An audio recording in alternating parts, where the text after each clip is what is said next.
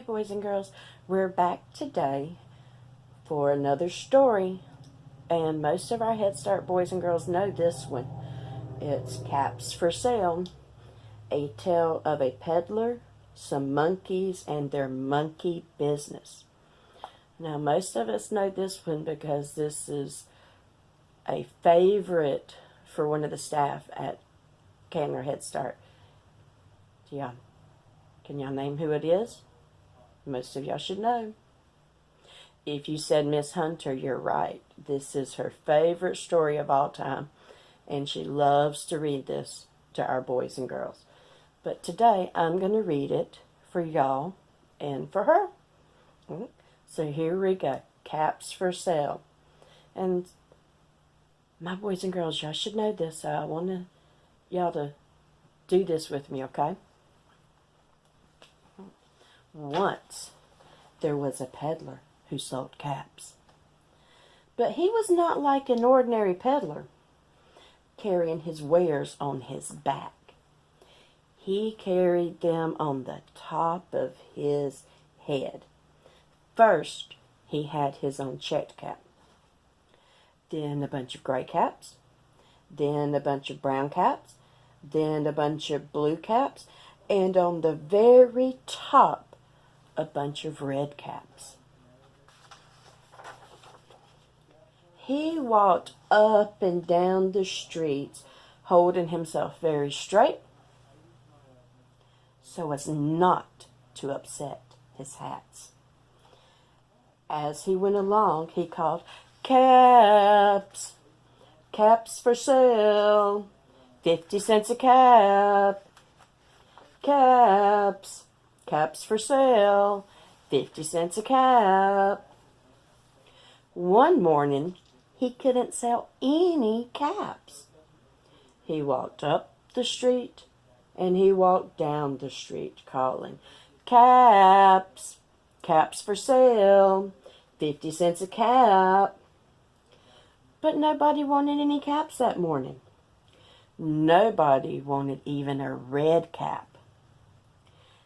He began to feel very hungry, but he had no money for lunch. "I think I will go for a walk in the country," said he.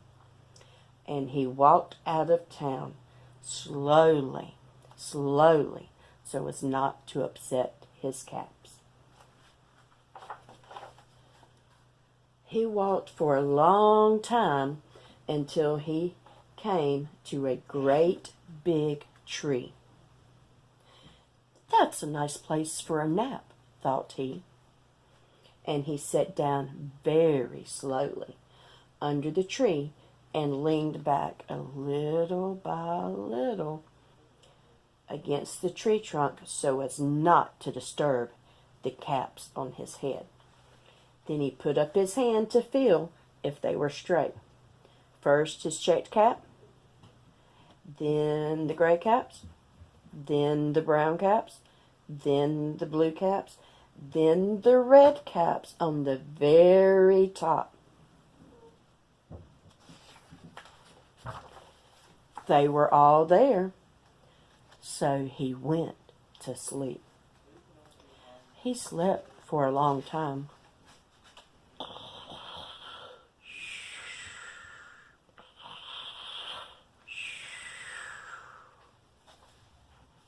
When he woke up, he was refreshed and restored. Do y'all see what the problem is? Let's see. But before standing up, he felt with his hand to make sure his caps were in the right place. All he felt was his own checked cap. Where did they go? He looked to the right of him. No caps. He looked to the left of him. No caps. He looked in back of him. No caps. He looked behind the tree. No caps. Then He looked up into the tree. And what do you think he saw? On every branch sat a monkey. On every monkey was a gray or a brown or a blue or a red cap. The peddler looked at the monkeys. The monkeys looked at the peddler. He didn't know what to do. Finally, he spoke to them.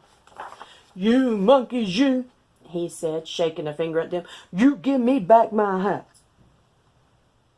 But the monkeys only shook their fingers back at him and said, "Zzz, zzz, zzz." This made the peddler angry. So he shook both hands at them. "You monkeys, you give me back my caps."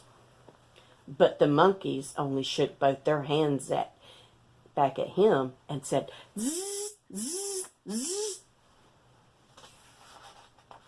Now he felt quite angry. He stamped his foot and he said, "You monkeys, you better give me back my caps." But the monkeys only stamped their feet back at him and said, "Zzz, zzz, zzz." By this time, the peddler was really very, very angry. He stamped both his feet and shouted, "You monkeys, you must give me back my caps." But the monkeys only stamped both their feet back at him and said, "Zzz, zzz, zzz." At last he became so angry that he pulled off his own cap, threw it on the ground, and began to walk away. But then each monkey pulled off his cap, and all the gray caps, and all the brown caps, and all the blue caps, and all the red caps came flying down out of the tree. So the peddler picked up his caps and put them back on his head. First, his own checked cap, then the gray caps, then the brown caps, then the blue caps, then the red caps on the very top. And slowly, slowly, he walked back to town calling, "Caps! Caps for sale! 50 cents a cap! Caps! Caps for sale! 50 cents a cap!" The end. Thank you for joining me for Miss Hunter's favorite story today, Caps for Sale. And I'll see you again next time, boys and girls. Bye-bye.